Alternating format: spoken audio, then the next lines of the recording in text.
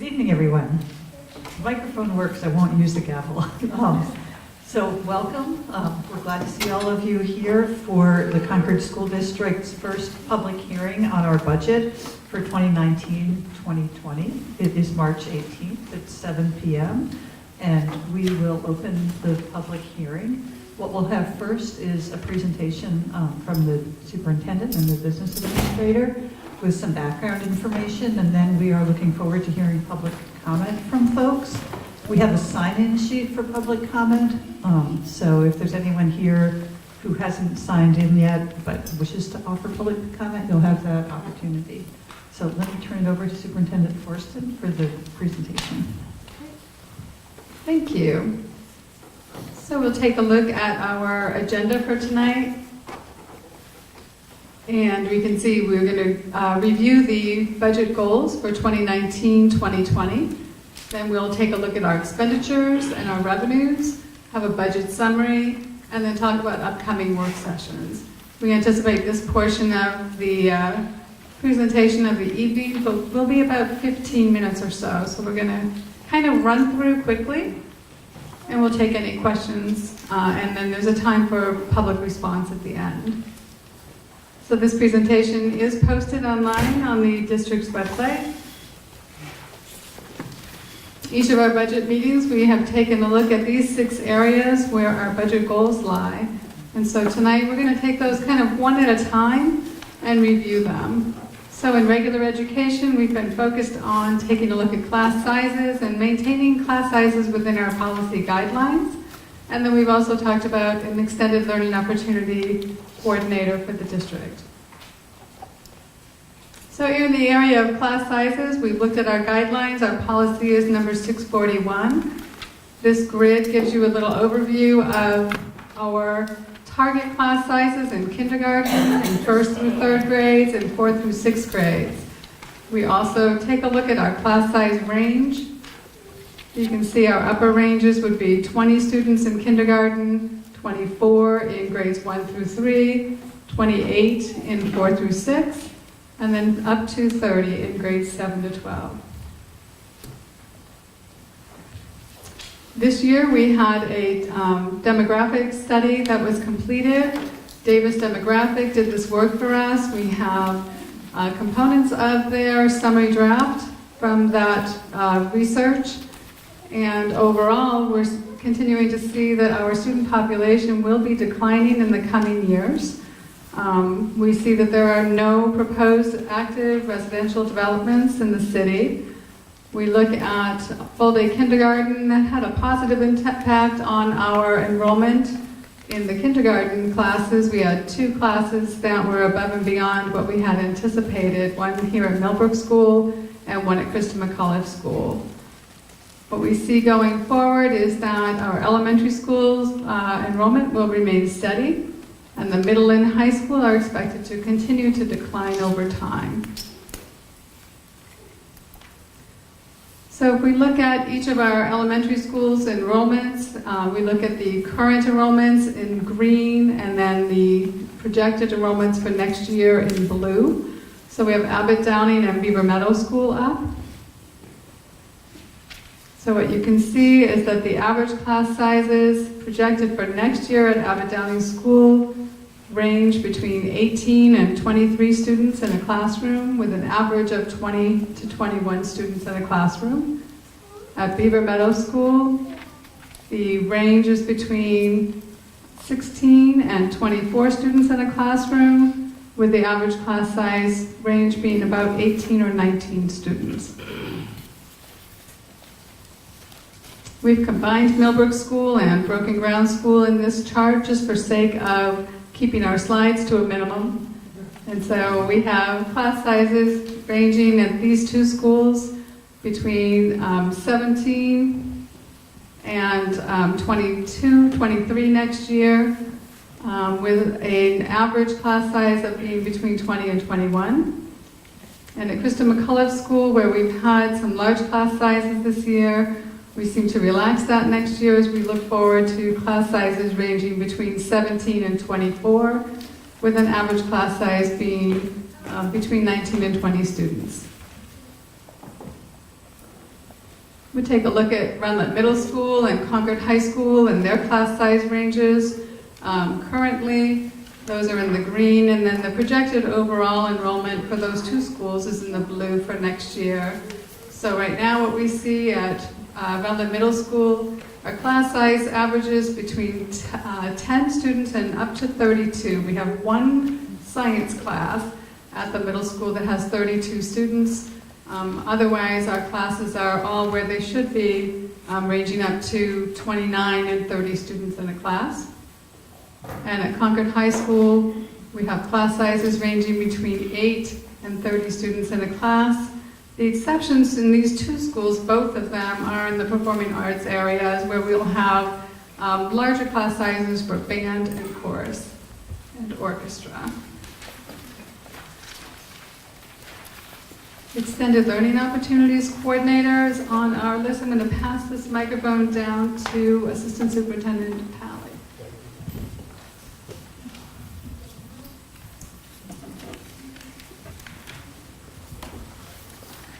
Thank you. This is a new position that's being proposed. Our students learn in a variety of ways. They learn in the classroom, but there's a lot to be learned outside in our community. The Extended Learning Opportunity, or ELO coordinator, would support students in developing a variety of independent projects, connections with businesses, internships, apprenticeships, of all sorts. This is, ELOs are expected in the state of New Hampshire, and we have a policy expecting them in our district, and we have extended this, the organization of this to a variety of people, but we have not had anybody dedicated to doing this, and we think that makes sense for the sake of our students, particularly at the high school.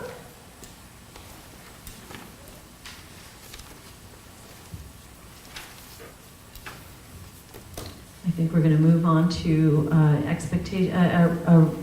proposal around our comprehensive literacy resources, and we're asking for 2 additional items connected to our curriculum and instruction.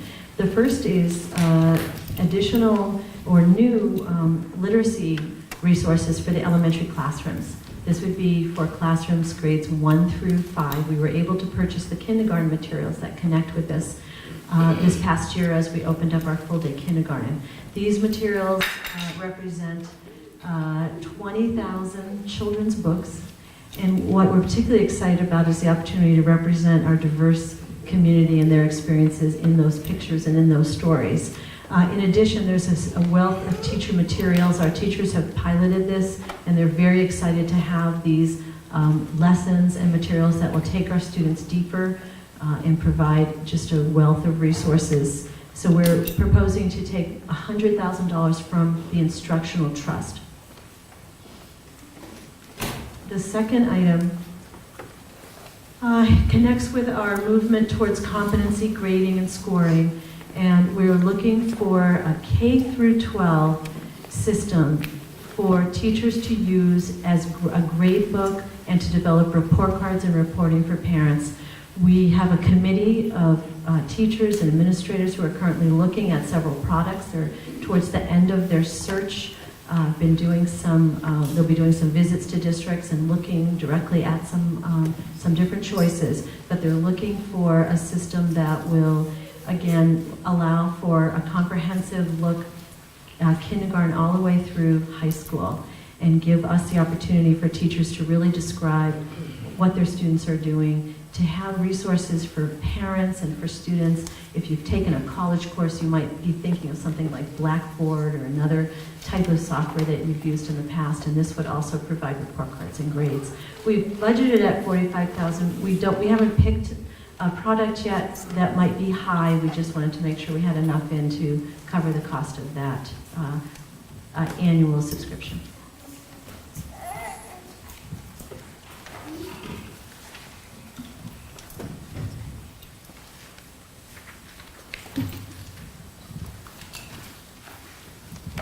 We might ask for a second microphone next year, so you can anticipate that.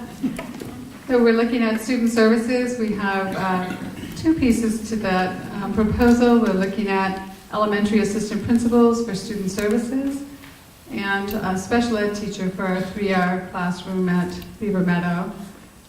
So when we look at student services, we look at multi-tiered systems of supports. We've been using that across our schools in kindergarten right through 12th grade. Right now, we look at, in two areas, we look at developing support for students in academics and in behavior.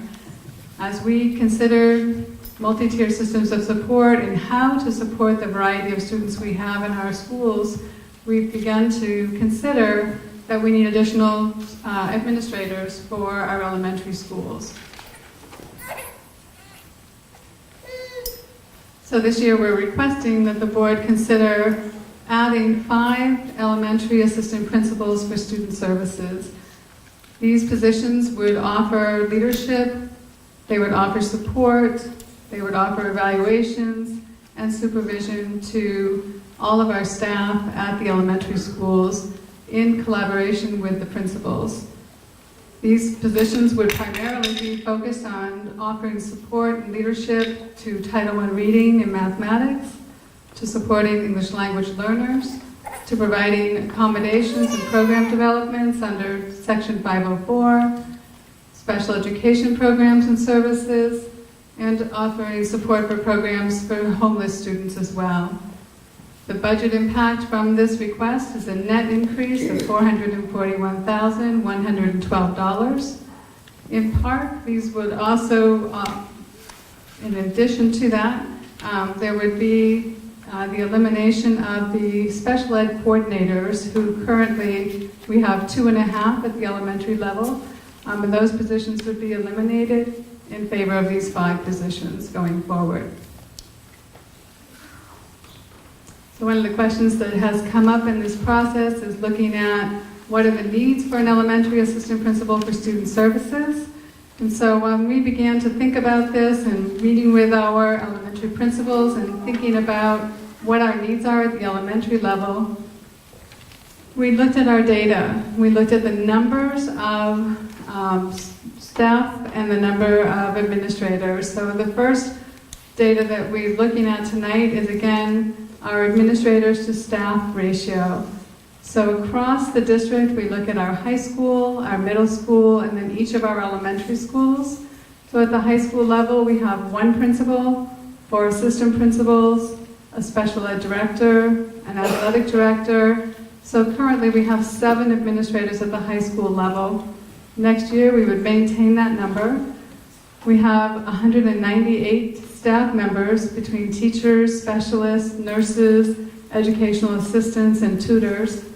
So if we divide those 7 administrators by the number of staff, then we get a ratio of about 1 to 28. So every administrator to every staff member is 1 to 28.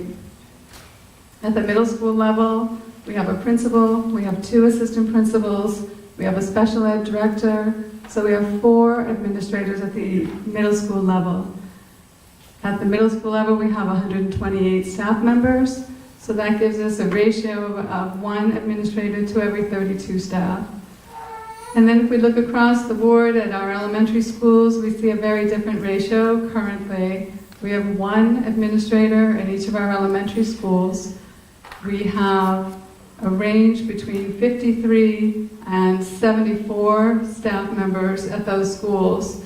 So that is a very different ratio in the number of administrators to staff members. We are proposing that 2nd administrator so that the elementary schools would have a ratio of staff to administrators that would be much more closely aligned with middle and high school. We also considered the ratio of administrators to students. So similarly, going on down at the high school level, we look at a current ratio of about 1 to 222, 1 administrator to 242 students at the middle school, and currently at the elementary level, we have a range of between 1 administrator to 352 students, to 1 administrator to 407 students. We're looking again to add that 2nd administrator so that we can have a much more approachable student ratio to administrators. at the elementary level.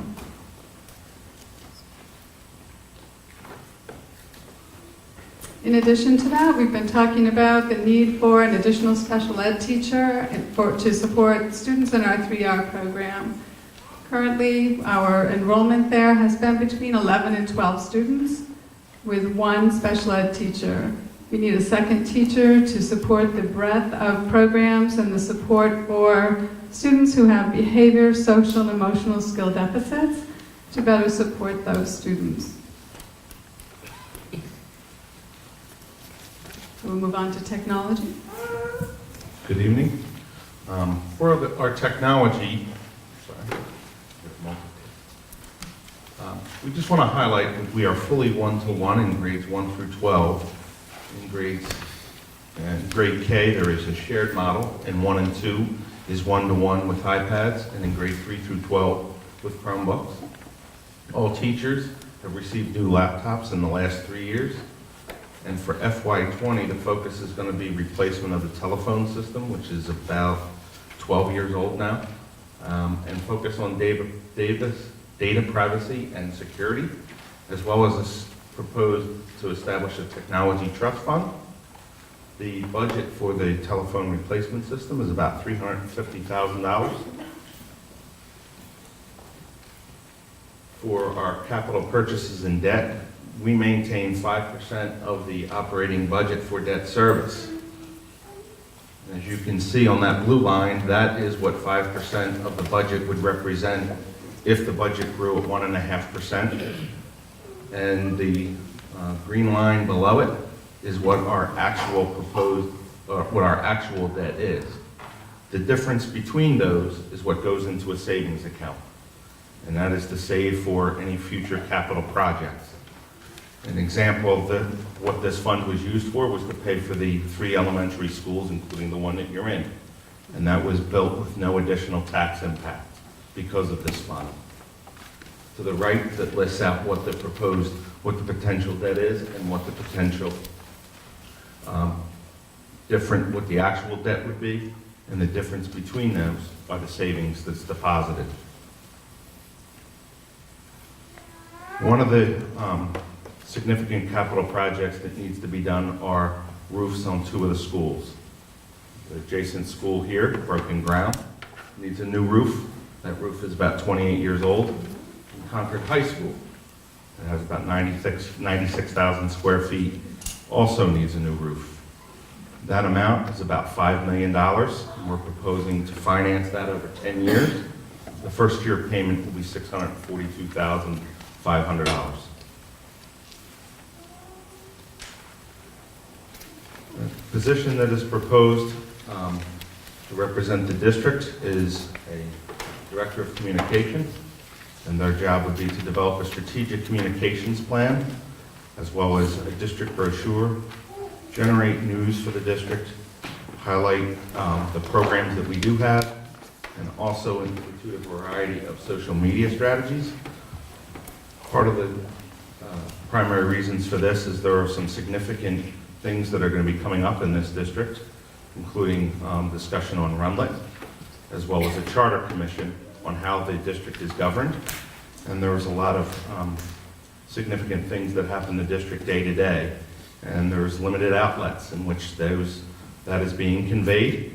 And with social media, everybody's a broadcaster. And sometimes you have to counter those things. We've included this in tonight's presentation. This presentation is also posted online. I won't go through this piece, but this is just an additional supplement to that position. I'm going to just give a high-level overview of the budget. This is the proposed FY20 budget expenditures of the general fund. As you can see, 76.52% is salaries and benefits. Over $65 million of the 85 is for salaries and benefits. That's in keeping the lights on and keeping the buildings clean. And contracted service, 11.4 million. Debt service, 6.4. And the contingency, dues, fees, and transfers, 2.1. That makes up the general fund budget. One of the salaries and benefits that we do want to highlight is New Hampshire Retirement, which the district has no control over. That is the third largest single line expense to the district behind salary and health care. This year, the non-teacher rate is dropping to 11.17, and the teacher rate is increasing to 17.8%. The impact of this is you're looking at a total budget of $869,000 for the non-teacher, increase of about $987. Included in that number is a savings of $17,239 because the rate dropped. If the rate did not go down, we would need to increase another $17,239. For the teacher rate, we have budgeted $5.674 million for New Hampshire Retirement. That's increasing $353,229. Of that, $143,806 is just because the rate went up. And we also note here that employee rates did go up in 2012 from 5 to 7%, and there's some additional information that you can take a look at when you have time. This is a summary of the budget by function. This is a summary of the budget by object.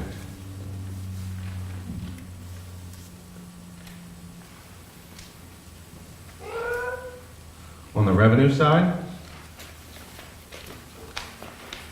19% of the budget is made up of local generated revenue. Again, this is sources of revenue before taxes.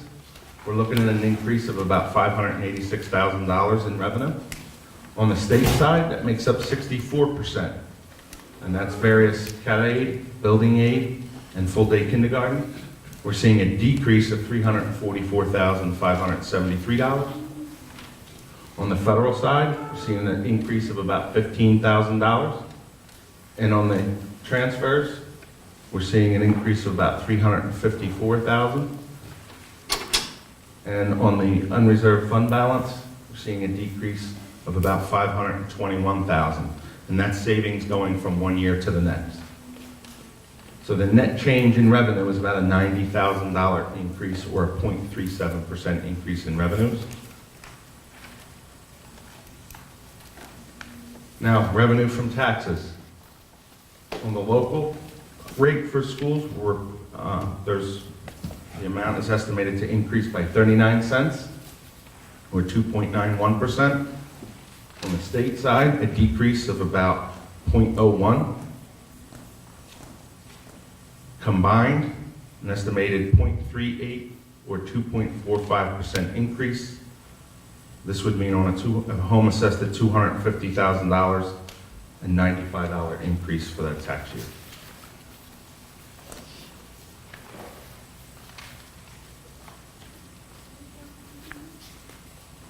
This is a summary of the expenditures and breakdown of the revenues.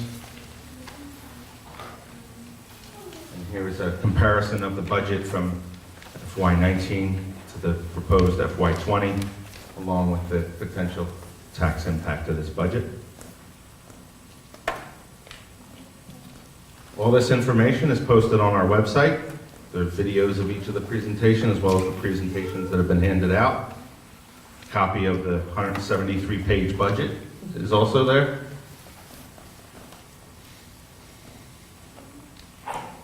And the next public hearing is on March 20th at 5:30 in the auxiliary gym at Runlet Middle School. Also, you can find a list of all the board members on the website. And these are the list of the remaining presentations so the board votes on a budget.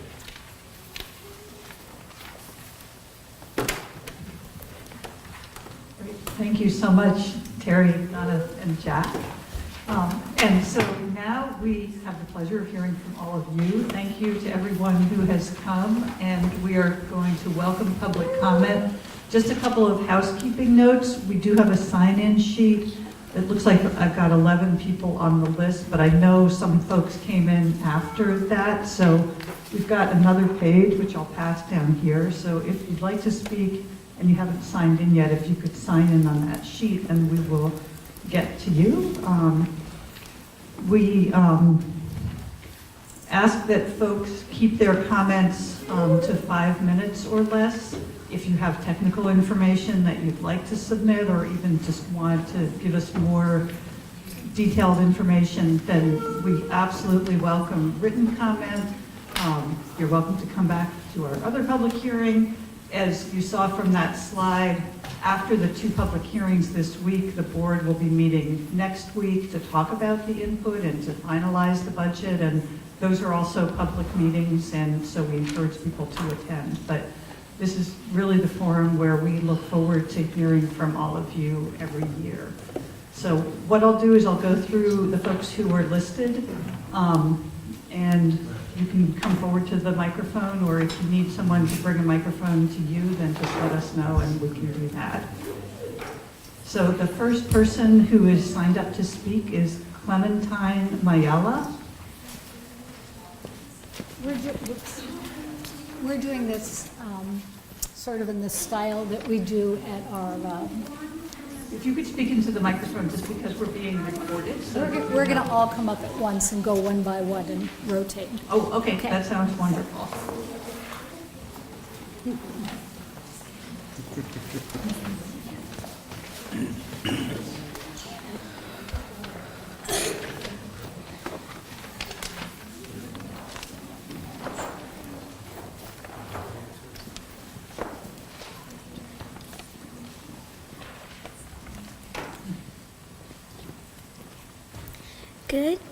Good. Sorry. Let's make sure this is on. Thanks to all of you. While we're getting the mic set up, we're really excited to hear from students tonight, so thank you so much for coming. Good evening, school board members. We are students from the English Academy After School program at the Broken Ground School. We are here tonight to talk to you about the problem of plastic waste at our school.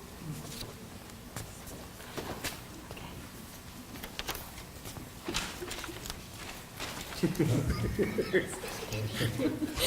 the microphone needs to be lowered a little bit. Whoops.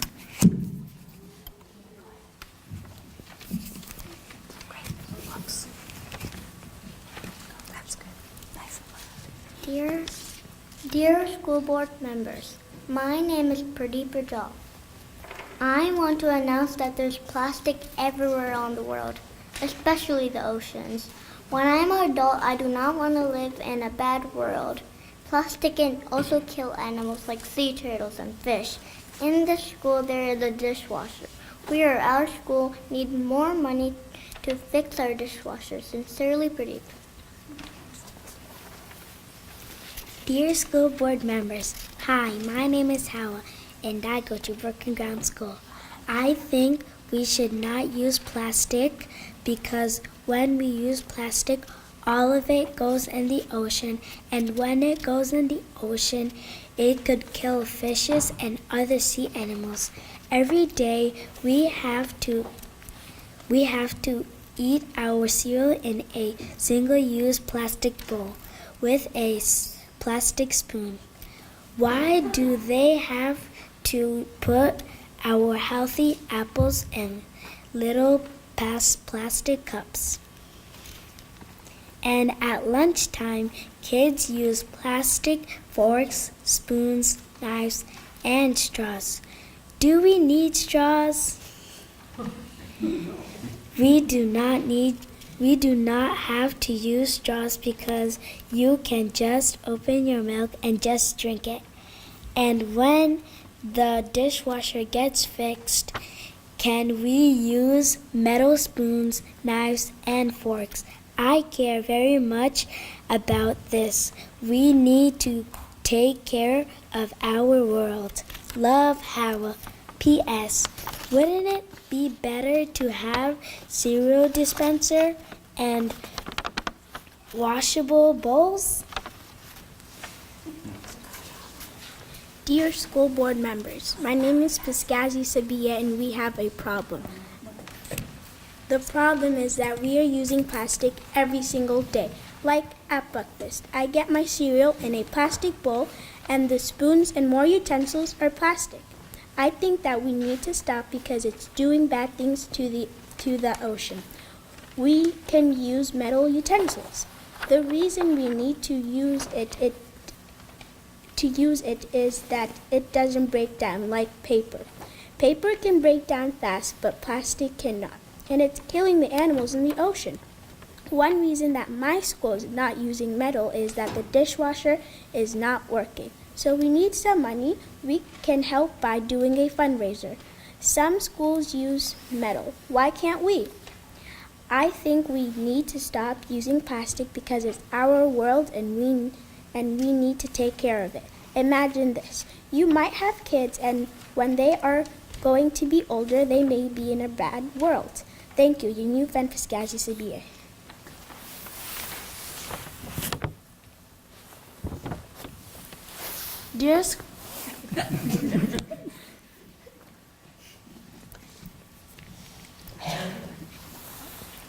Dear school board members, hi. My name is Akima and I go to Broken Brown School. Have you ever gone to the sea and saw plastic in the water? Today, I'm going to be talking to you about plastic utensils like straws, cups to hold whole apples, and single-use plastic bowls. We need to stop using plastic utensils because animals in the sea are not eating. This is because they are eating the plastic. Animals are also dying because of plastic. So at the English Academy, we thought that we could use silverware, and we are hoping that you can fix the dishwasher. Did you know by 2050 there is going to be more plastic than fish in the ocean? I hope I can change your mind so you can help us change the world, Hakima.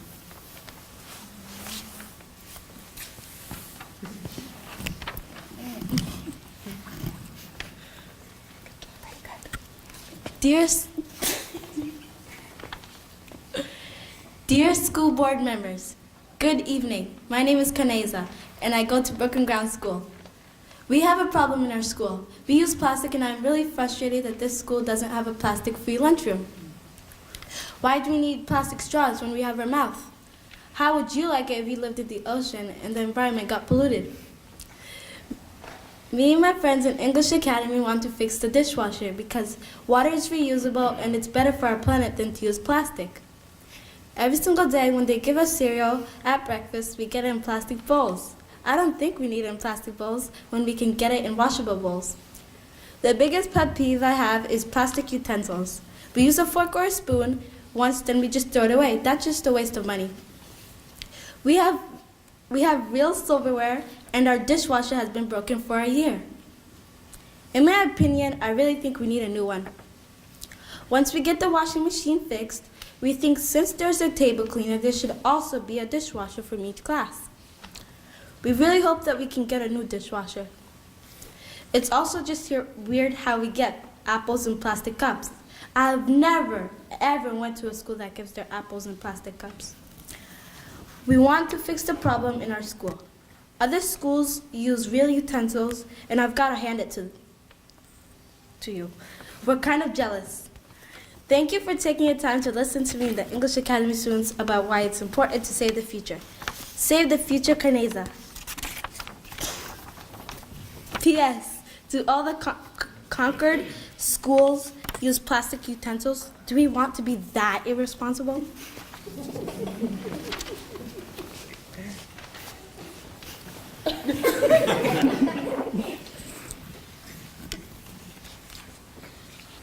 People use plastic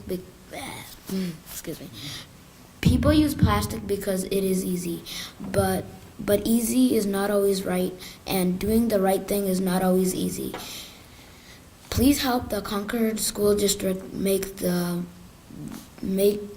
Concord School District to make the hard decisions for our future.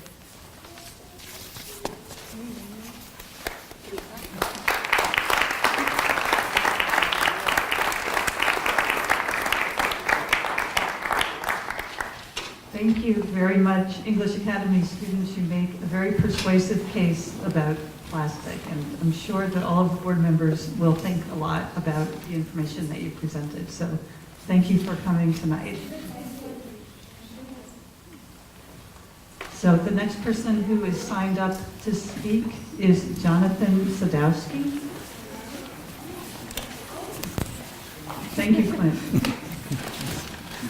Hi, my name is Jonathan Sadowski, and I live on South Curtisville Road here. And I'm a parent of 4 children in the Broken Ground and Millbrook district.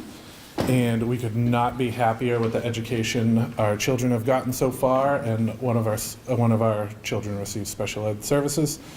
And at first blush, when I heard the news that there was going to be a change, my initial reaction was change bad, because we're so happy with the way things are going now. But after I read about it a little bit, I just wanted to come and caution everyone about, because I'm a special ed teacher as well, and I work in a similar structure that the one that's proposed.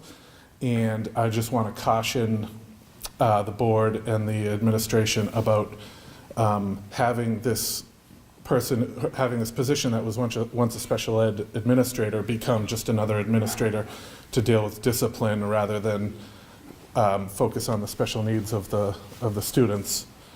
And the situation I'm in is okay, but I've been in meetings in other schools and seen files that people are either in over their head or they just don't know what they're doing. And so I would caution the board to keep that in mind as we move forward in this process. Thank you. Thank you very much. The next person who signed up to speak is Dee Dustin.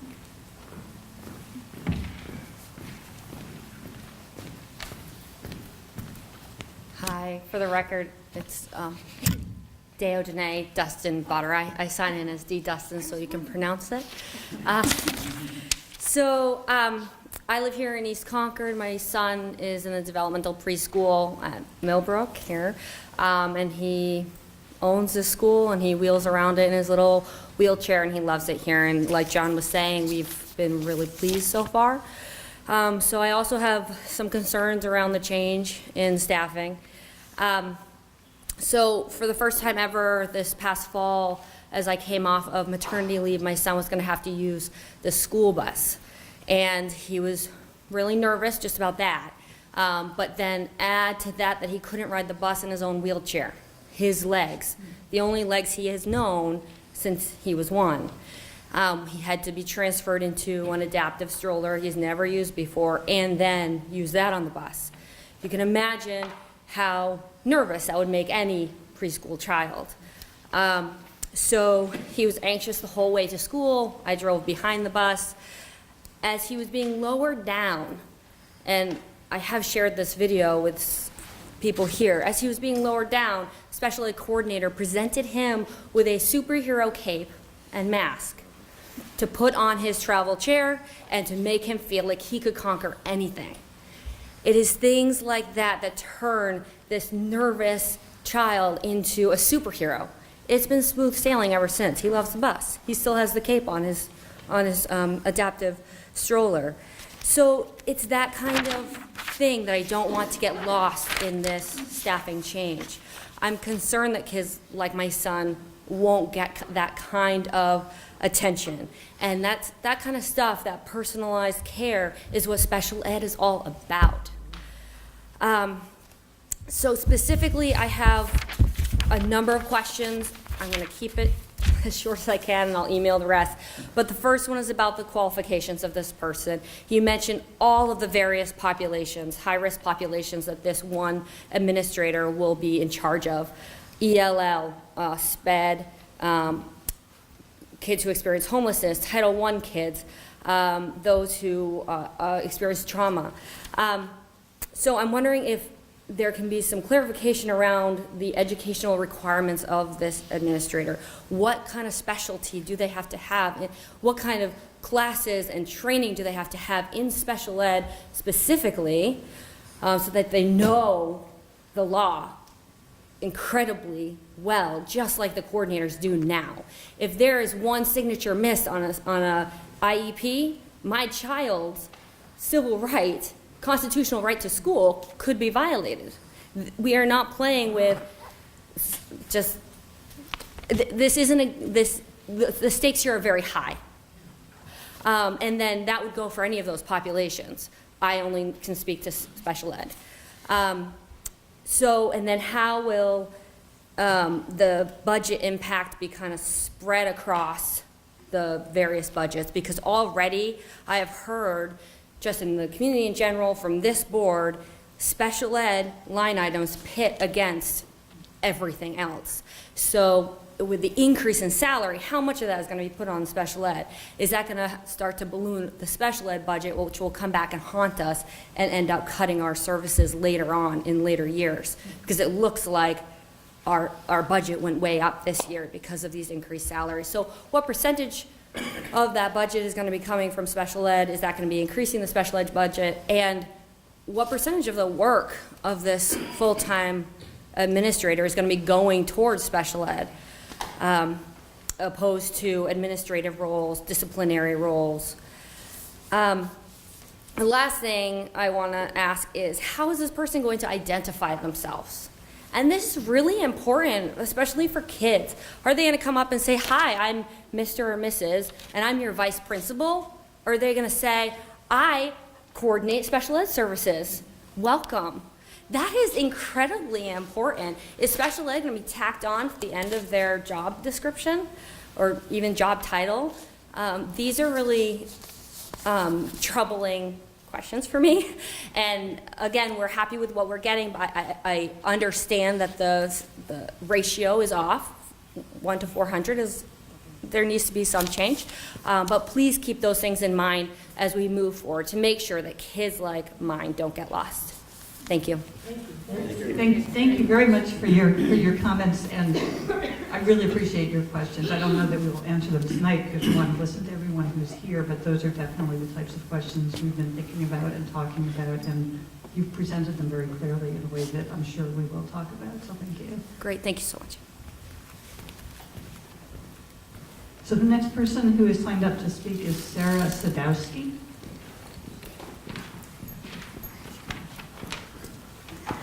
Hello all, thank you so much. Thank you so much for the thoughtful budget you've put forward. This is really amazing to have this opportunity. I came out tonight motivated to comment about the increase to special education services and pupil services.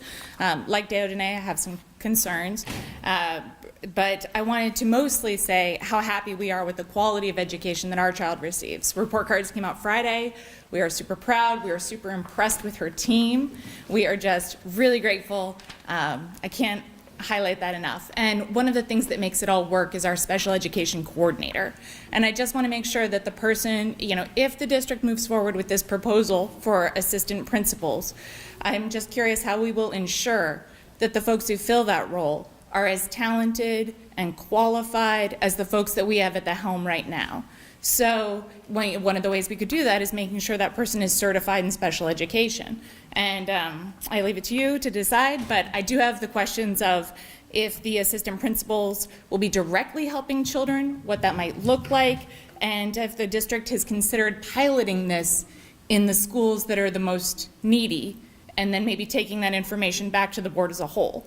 And so, all that being said though, the people who make the most difference on the implementation of my child's IEP are the incredibly talented teaching assistants and the classroom teacher. And I think one of the ways we can best support students who receive special education services is to keep student-teacher ratios as low as possible. And so I was disappointed to see the proposed cut to the kindergarten teacher here at Millbrook. I do think it's unfortunate that that would leave our Title I kindergarten with the highest ratio of students to teachers. And I think that we should really invest our resources in our earliest learners as much as possible, especially in light of the decisions to move to full-day kindergarten, which I fully support. So, all that being said, I really like to see us prioritize classroom-based instruction, and I think you're all doing a wonderful job. So thank you for your time. Thank you. So the next person signed up to speak is Carl Sargent. I've got a lot to go over. Can I get a table and a place, because I got papers all over the place. I'll just start. My name is Carl Sargent. I was born here in 1938. I didn't just take this out too. I was didn't start school here I started in Williamsburg, Virginia. When I came in to the schools here, I was very lucky to have Miss Henry, who taught 4th grade and 5th grade. And she was an absolutely terrific teacher. I mean, she would have been teacher of the year. The thing was, then I went on to Parker School. If any of you have seen pictures of it, it would have looked like we were a dying city where all of the main industries have left. But I can think of Miss Tetra. We got unbelievable education from her. And she had a huge class. And she couldn't teach all of them at once. So what she did is she helped the students that were most needy to take and ask some of the other students to help some that were not having as much troubles. And then I can go on. And some of the teachers were outstanding. And I've worked with St. Paul's and at Phillips Exeter. I've worked at a number of places. And some of these teachers would have loved to have had them. I can think of Mr. Bourne. He was one of the greatest chemistry teachers. When I went to UNH, I was bored to death, and chemistry at UNH was ranked 3rd in the nation. I should have started at the junior level, because we were that far ahead. And I was bored. I got into an advanced class. I was still bored in that. But English, we'll forget that. It was probably the worst thing in the country. And we had it till the end of grade 11. And when I went to UNH, David Souter and I used to see who was the best one in history. I went to UNH, and I was almost flunking because I couldn't write an essay, because we never wrote an essay. Because at grade 11, they said, start to take everything back and try to do it. And it really hurt because I had to hire private tutors. What I'd like to bring up is some of the things that I brought up before, which I want to just report Pete so the audience knows about it. What I'm looking at is when they started looking at the new schools, I was questioning some of the things that were being considered. The cost was number one, and then teachers were calling me at night, and not one or two, but it was several. And then I brought it to the board's attention, and the superintendent at that time said, well, have them get to me. And all of a sudden, it went to nothing. And I couldn't understand that, but I thought maybe the teachers' union was going to take care of it. I only saw one little that big in the Concord Monitor about it. I'd like somebody to investigate, because I'm alleging that the superintendent suppressed any teachers that were complaining about the expense of the school at the expense of future projects and enrichment programs. And that is not, and I've even talked with the Attorney General's office, and they said if the alleged is true, they can criminally be charged in that. So I want to get that out of the way. It's possible in that. But on the other end, I got exactly from the teachers, and all of a sudden. So that's the only thing I can think of happening. I don't know where the teachers' union was. So they may have been looking for bigger wages. I don't know. Then the next thing to go on is, let me see. We went through the first possible draft that came out, and it was a draft showing glass walls. Glass walls? I said, could the students could see not only the people in the hallway, they could see across. And I said, how can you prevent that? Oh, put in blinds. I said, who's going to take care of the blinds? If the kids are there, they'll be fooling with the blinds. Who's going to wash the walls on both sides? And the bull in the china shop was, every educator has told me that grade level, you have to keep their attention. That's the most important thing you have to do. So I brought that up. Then I brought up that buildings do not make a great education. And St. Louis showed this enormous detail and data. They spent $4 billion upgrading their schools because they figured they could drop the course, their levels of testing would bottom out and they would go up. It continued at the same rate going down. And so I emphasized that buildings do not make a great school. It's the teachers and the programs and the enrichment program that have that. Now, I talked with the present superintendent, And we got kind of agreement. We do need some more, at least part-time, I'm saying part-time administrators. Maybe half-day they would teach and half-day they would be administrators. And I think that's the best of both worlds, because I know one of the top administrators at one of the top private schools, and he said he got the most out of it because he had both. He could see what was going on, not from reports and not occasionally. Though I question the cost. Mr. Sargent, I apologize for interrupting, but we do have other folks who are wanting to speak. Yes, and then I could go on, because I've got like 8 pages here. And we do have a 5-minute limit Yep. under our policy, so Yep. I think maybe you could submit some of these concerns in writing, and certainly. No, I want to our discuss next- them tonight. I'm taking AT&T down, I'm charging them with crime, I'm dealing with several other issues. I am so busy, I don't have time to even sit down. I'm looking at law students, and I'm looking at a lot of other things, so I do have an awful lot on my I'm plate. going to ask you to respect the other people who have Yes, signed no, up I to speak. don't mind on that, and as long as I can speak at the end of that. We do have a policy where people are limited to 5 minutes, so. why Would the don't we- board vote on that? I would ask the board to vote on that, because I have some very important issues on savings, where they can make some savings, and I've got a lot of those issues. I'm bringing up about taxes that are unfair, which means that they're paying more than their fair share. So I've got a number of issues, and I would like the board to vote, because the board could overrule that 5-minute thing. So, well, why don't we do this? Let's let the other folks who signed up to speak. Okay, speak. and that I don't mind. And I don't know about the question of whether we can waive our policy. It is a policy that we just adopted, and we did have some discussion of that issue Right, of but the fairness. board, if they adopt it, they should be able to make an exception. That's what I'm saying. Yeah. So we'll look and see what our process is for that. I'll just call the Concord Monitor and explain everything, and it'll be front page, several pages. You've got a reporter from the Monitor here, so Yeah, you're okay. welcome to speak. Yeah, but I think it should be brought out so the whole board can look at it and question me where I'm coming from on certain things, not going back and I forth. would suggest that you put it in writing, and I think we No, will I don't have the absolutely time. consider anything that anyone No, submits. I expect to have it done tonight. So you can ask me questions tonight, because I'm dealing with several other issues, including AT&T, which I just sent in a complaint to the Attorney General's Criminal Division. I'm doing some other things. I'm looking at the Concord Visiting Nurses Association, and I've got... So what I'd like to do is ask you to sit down so that some other folks can Okay, I don't speak. mind that, but I would Thank like you. a vote to see if they would like, because then they can ask me direct questions at this time. So the next person who signed up to speak is Debbie Carley. Thank you.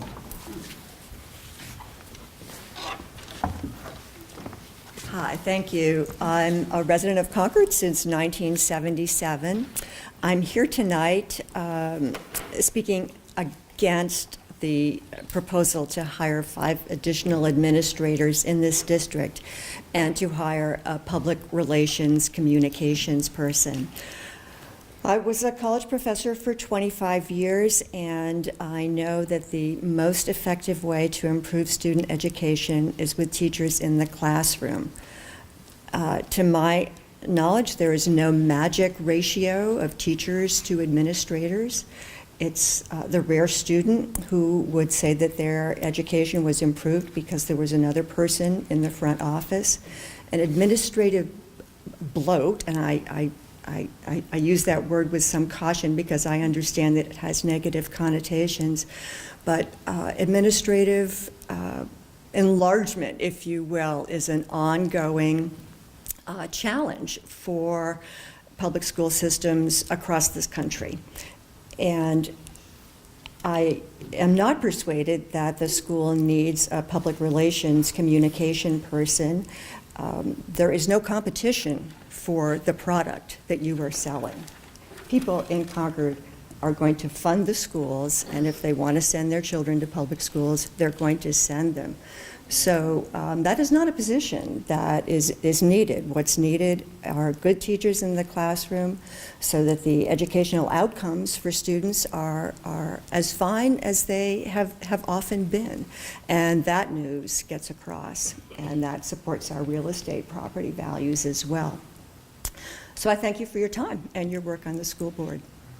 Thank you. Thank you very much for your comments. Thanks. So the next person who has signed up to speak is Debbie Brenner.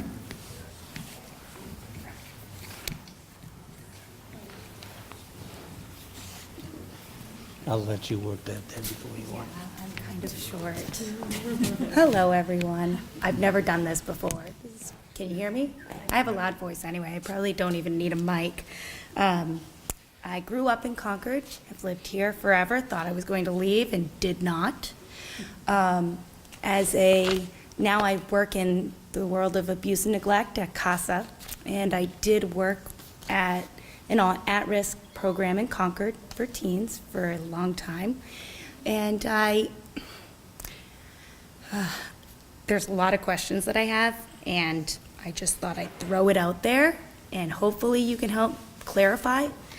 When it comes to, I'll start with abuse and neglect kids. Transportation is a cost issue. And when kids are removed from the home and they are placed outside of Concord, the school district must provide transportation. Now, does it happen? It's debatable. Not on my end, I work in the Manchester office. However, how does that impact the assistant principal position in student services? If you give up that special ed coordinator, I don't know who runs it, if they are placed out of district, only home-wise, it's not considered an academic out of district, and they are not considered homeless. McKinney, Vento, that whole act, and DCYF are not connected anymore. Something changed, and I don't know when. I just remember hearing it. Maybe I'm wrong, and you could totally tell me I am. So if they're not homeless, but they need to get to school, who at the elementary school is helping coordinate that it's near and dear to my heart. I would love to know who's doing that. And if it is that point person, the assistant principal, how will they manage evaluating students in a timely manner? If someone is referred and within 30 days they're supposed to get tested, add the 504, the homeless kid, the not homeless kid, but who got pulled out of the home because the opioid crisis changed the law, and now if a child is in the home, they're pulled out immediately, which ups the numbers, and it's a whole cycle, and I guess I'm just wondering. And I had another one.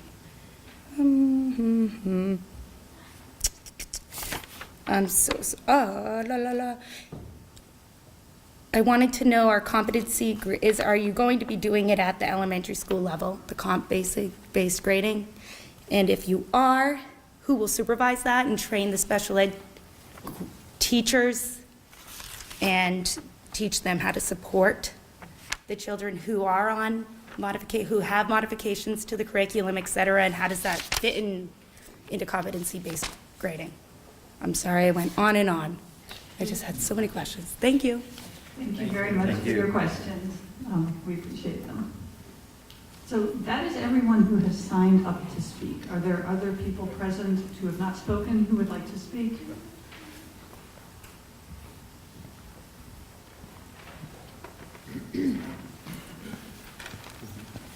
Good evening. My name is Michael Macri. I'm a resident. I'm a teacher here at Broken Ground School, special ed teacher. I want to speak to the assistant principal proposal that's in the budget. It's clearly repackaging our SPED coordinators. The CA's position has been on record since May of 2017, where I wrote a letter to the superintendent when I agreed to allow the SPED coordinator at the high school to become a bargaining unit member of the administrators. I wrote that letter, and the district was aware that we would file a grievance and a charge with the labor board as soon as these positions were posted. I didn't even get the courtesy of a call to let me know this was going to happen in the budget. As a special educator, we need people boots on the ground right now. We're swamped. I miss student services constantly because of the paperwork, testing, and other paper pushing that we have to do. You need to really focus on that. We need more help. We don't need more administrators. Thank you. Thank you, Mike. Thank you, Mr. Macri. Is there anyone else who has not yet spoken who wishes to speak? Yes, if you come forward and tell us who you are.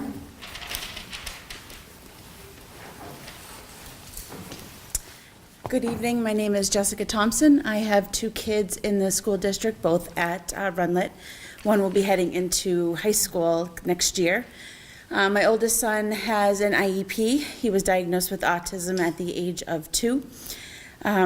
We have been through 2 coordinators, one in elementary, one in middle school, and we'll go through another one in high school. I have to disagree that there is some competition in our school. I am a part of a number of Facebook groups, one being Concord Moms, one being New Hampshire Autism Group, and the number one question asked is, where is the best place to send my child for special ed services? And I would love to be able to say Concord. And I do say Concord because my son has made tremendous gains. We never imagined that he would be a 3-sport child, on a roll, you name it. To take away the coordinator position would be devastating because I don't believe that our children would be serviced the way that they are now. They would get lost in the shuffle with the other students who have just as much deserving rights to a coordinator, the ELL students, the students who are homeless, the students who are behavior issues.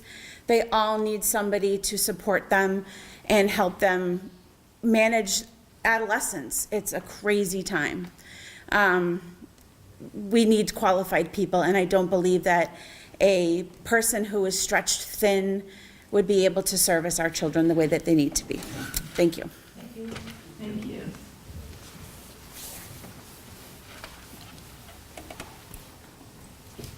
Anyone else who has not spoken who would like to speak again? So, Jonathan Sadowski, something real quick. One quick question about revenue and special education, where the district I work in, and this is a question I don't know, I'm not the best people in the town to ask.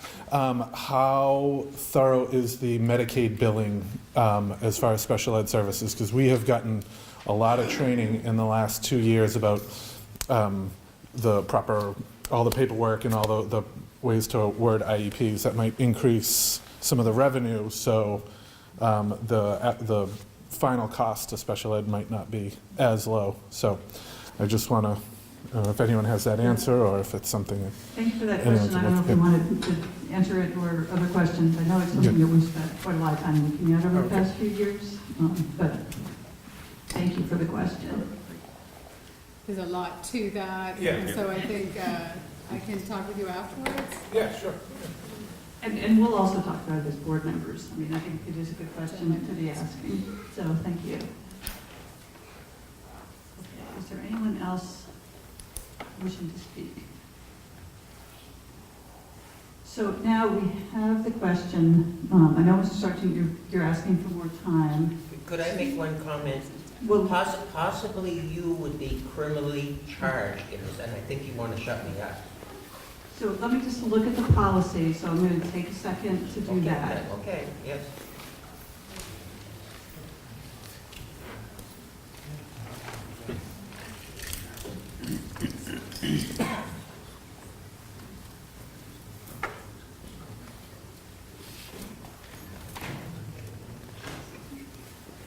So what I'm seeing on our policy is we do have, this is policy number 136, and it was just adopted this year. The process for changing policies is quite a lengthy one, and it involves going through our Communications and Policy Committee. So I do understand that you have some concerns that you'd like to bring to the board's attention.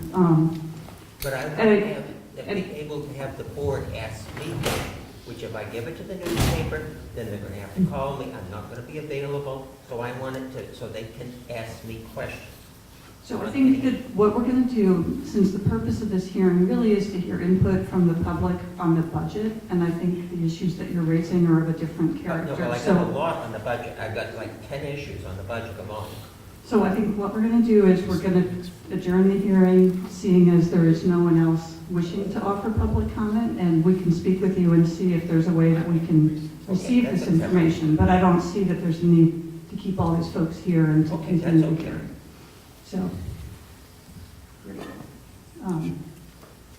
so unless there is anything else to come before the board, I'll thank everyone for coming and offering your input, and we really appreciate your coming out, and we will absolutely consider this. And you can come back on Wednesday if you want to testify again. We always welcome input. So thank you very much, and I'll entertain a motion to adjourn. So moved. Seconded by Nancy. All in favor, please indicate by saying aye. Aye. Thank you. We're adjourned.